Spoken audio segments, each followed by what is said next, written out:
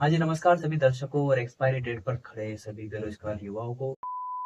तो आगे बढ़ने से पहले आपको कुछ जानकारी साझा करना चाहूंगा इस पॉडकास्ट के बारे में कि किस प्रकार एक बेरोजगार अभ्यर्थी जो है लड़ रहा है इस महंगाई के दौर में भर्ती परीक्षाओं के खड़े में। तो आज हमारे साथ बैठे हैं जी डी, जिनका पूरा नाम है गौरव टी। क्या बात कर रहे हैं?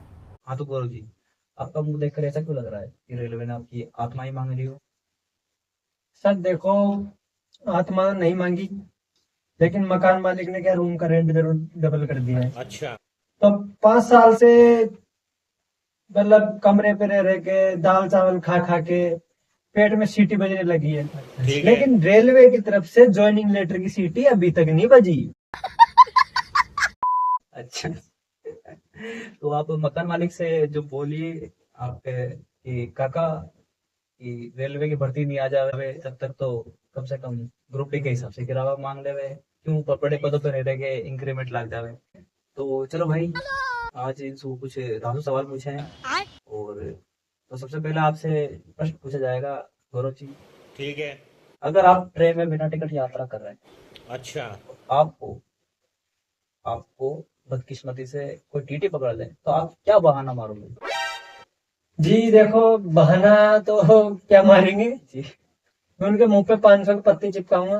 मतलब अलग ही लेवल का बंदा था।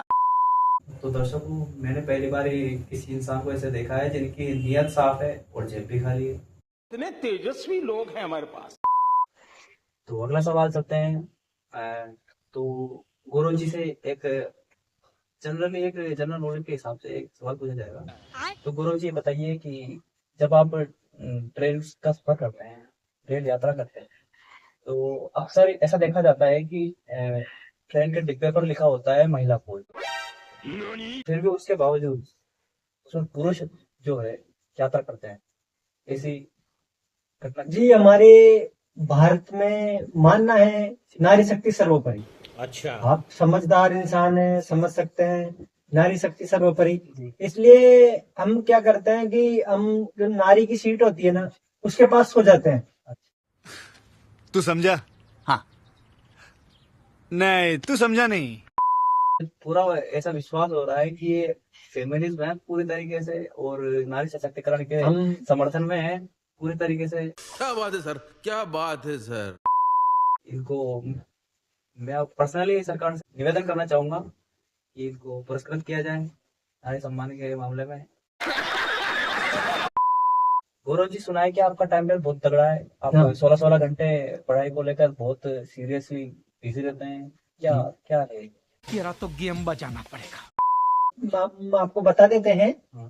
कि क्या? हम सुबह 6 बजे, नहीं सॉरी 5 बजे उठते ठीक हैं। है, समझ गया।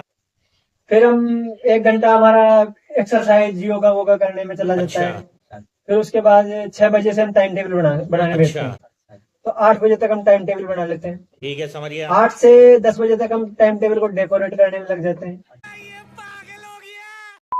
10 से 12 बजे तक कि 10 दिन में रेलवे क्रैक कैसे करे। क्या बात है सर।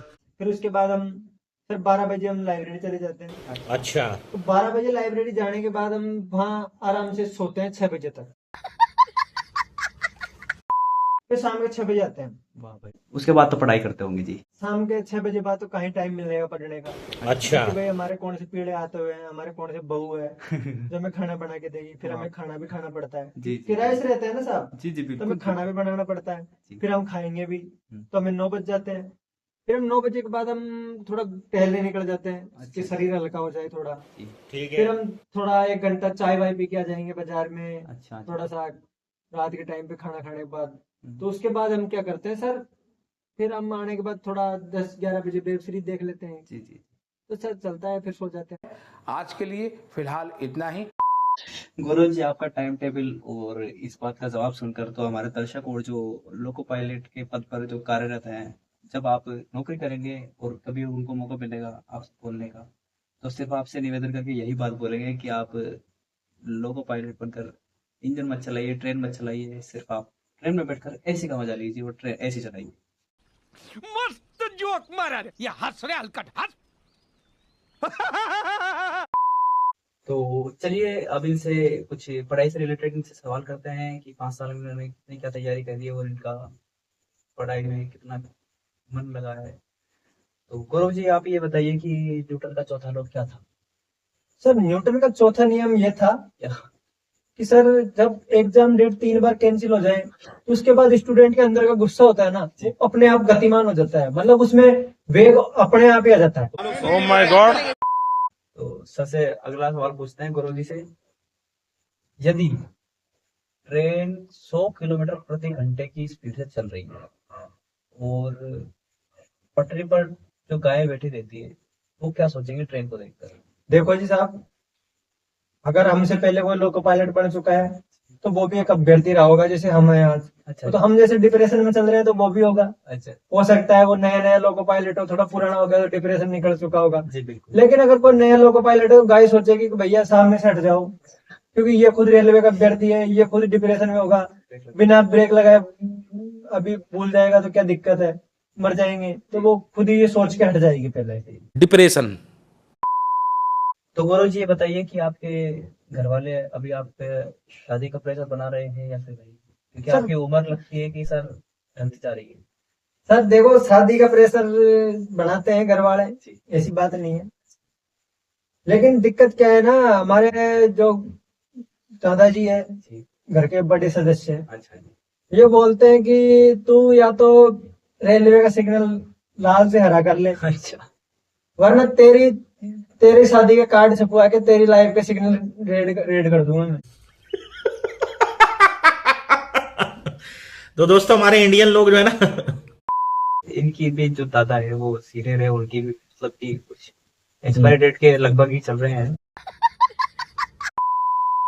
तो दोस्तों ये था हमारा रेलवे अभ्यर्थी के साथ जीजीडी जो गौरव ग्रुप डी जी हैं इनके नमस्कार। साथ हमारा पॉडकास्ट था। और ये रेलवे की तैयारी कर रहे हैं और जो भी आप भी जो दर्शक हैं जो रेलवे के अन्य अभ्यर्थी हैं वह हौसला रखें और सरकार पर भरोसा रखें, वो कभी भी आपको भर्ती में अगर मौका आप दे इस सकती है। इस वीडियो को लाइक करोगे और चैनल को सब्सक्राइब करोगे तो रेलवे कट ऑफ 5 नंबर कम जाएगी। अगर नहीं करोगे तो railway group D cut off 5 number ऊपर जाएगी। तो ध्यान रखना इस बात तो का। बिल्कुल गौरव जी की मेहनत सभी और रेलवे तपस्या अभ्यर्थियों को देखते धन्यवाद, हुए तुम्हारे भाई गौरव ग्रुप डी का। और इनके मार्गदर्शन से थोड़ा वीडियो को लाइक कर देना और सब्सक्राइब कर देना जैसा कि इन्होंने अनुरोध किया है। नमस्कार। जय हिंद।